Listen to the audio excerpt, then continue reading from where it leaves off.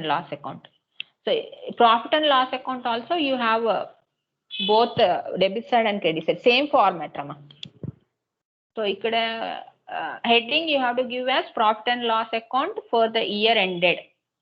Year date is 31st December 2020 undanuko, 31st December 2020 అని రాయండి అంతే. ఓకేనా, సేమ్ ఫార్మాట్. ఇక్కడ particulars amount both sides. Okay, so ఇక్కడ డెబిట్ సైడ్ రాస్తే 2 అని వర్డ్ యాడ్ చేసుకుంటారు, క్రెడిట్ సైడ్ రాస్తే బై అని యాడ్ చేస్తారు అకౌంట్ నేమ్కి. ఇందులో వచ్చే లిస్ట్ ఏముందో చూద్దాం ఒక్కసారి. సో గ్రాస్ లాస్ అన్నాం కదా ఇందాక ట్రేడింగ్ అకౌంట్లో, ఆ లాస్ ఉంటే ఇక్కడ ఫస్ట్ మీరు తెచ్చేది అదే loss of profit, gross loss of gross profit first ఇక్కడ వేసేవి ప్రాఫిట్ అండ్ లాస్ అకౌంట్లో అదే. గ్రాస్ లాస్ అయితే you show it on debit side, 2 gross loss brought down అని పెట్టండి ఇక్కడ. ఓకేనా, ప్రాఫిట్ అనుకోండి అటు క్రెడిట్ సైడ్ వేసేసేయండి. సో ఇందులో వచ్చేసి మేనేజ్మెంట్ ఎక్స్పెన్సెస్ వస్తాయి, ఆల్ మేనేజ్మెంట్ ఎక్స్పెన్సెస్ లైక్ ఏమేమంటే సాలరీస్, 2 సాలరీస్ అని రాయండి, 2 ఆఫీస్ రెంట్. ఆఫీస్ అని కనిపిస్తే మాత్రం అన్ని ప్రాఫిట్ అండ్ లాస్ అకౌంట్లోనే వెయ్యాలి. అది ఆఫీస్ రెంట్ కావచ్చు, ట్యాక్సెస్ కావచ్చు, రెంట్ అండ్ రేట్స్ కావచ్చు. ఓకేనా, సింపుల్గా రెంట్ అండ్ రేట్స్ అని కూడా ఇస్తాడు, అది కూడా మీరు ఇందులోనే వేసుకోవాలి ప్రాఫిట్ అండ్ లాస్ అకౌంట్లో. అలాగే printing and stationery, all this comes under the management expenses. Telephone charges, insurance, audit fees, legal charges, electricity charges, maintenance expenses, repairs and renewals, even repair chesna renewal chesna, depreciation, అవన్నీ మీరు management expenses అమ్మా. So ఇలా మీరు separate చేసి ఏం రాయాల్సిన అవసరం లేదు, but all those items you have to show on debit side of profit and loss account. Okay, and selling and distribution expenses వచ్చేసి సాలరీస్, అడ్వర్టైజ్మెంట్, ఇదంతా సెల్లింగ్కి సంబంధించినవి.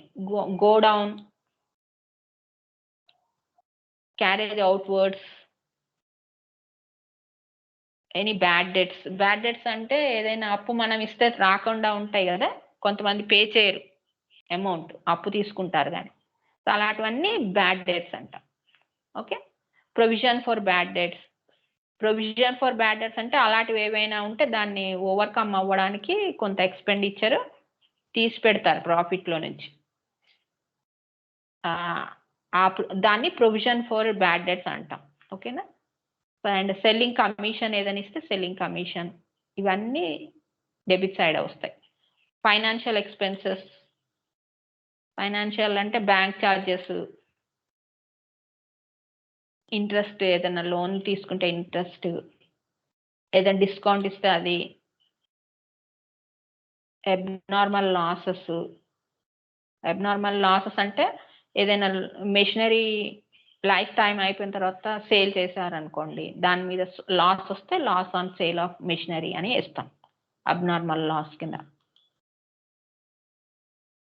అలాగే loss on any investment, sale of investments. కొన్నిసార్లు మనం ఏదైనా షేర్స్లో invest చేస్తామో అవసరమైతే తీసేస్తాం, దాంట్లో లాస్ కూడా రావచ్చు కదా, ఆల్వేస్ ప్రాఫిట్ రాదు. అలాంటి లాస్ ఏదైనా ఉంటే అది కూడా వేసుకుంటాం. ఏదైనా యాక్సిడెంట్ అయ్యి, ఫైర్ యాక్సిడెంట్ అయ్యి లాస్ అయింది అనుకోండి, లాస్ బై ఫైర్, అవన్నీ కూడా ఇందులో వేసుకోండి.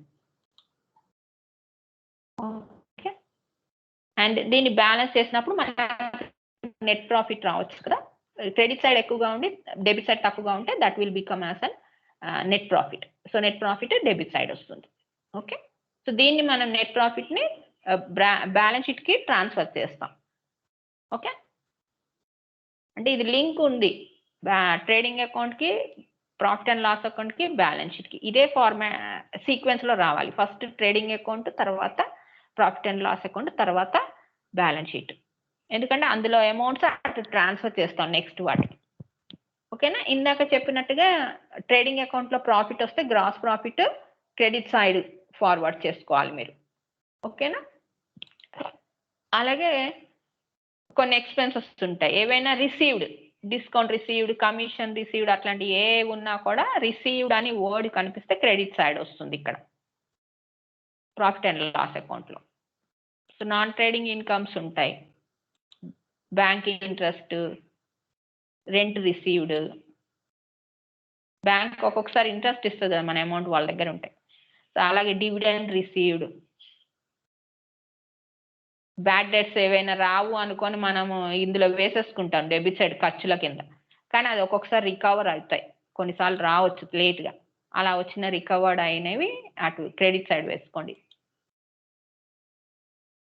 అబ్నార్మల్ గెయిన్స్ ఉండొచ్చు, ఇలా ఇందాక లాస్ ఎలాగ ఉందో మనం సేల్ చేస్తే మెషిన్ కొన్నిసార్లు గెయిన్ కూడా రావచ్చు, ప్రాఫిట్ ఉంటాను దాన్ని. సో అట్లాంటి ప్రాఫిట్, లేదా మనం షేర్స్ అన్నాం కదా, ఏదైనా మార్కెటబుల్ సెక్యూరిటీస్ అలాంటివి ఏవైనా షార్ట్ టర్మ్వి సేల్ చేస్తే ప్రాఫిట్ రావచ్చు. సో అలాంటి profit on sale of investments credit సైడే వేసుకోవాలి అవి.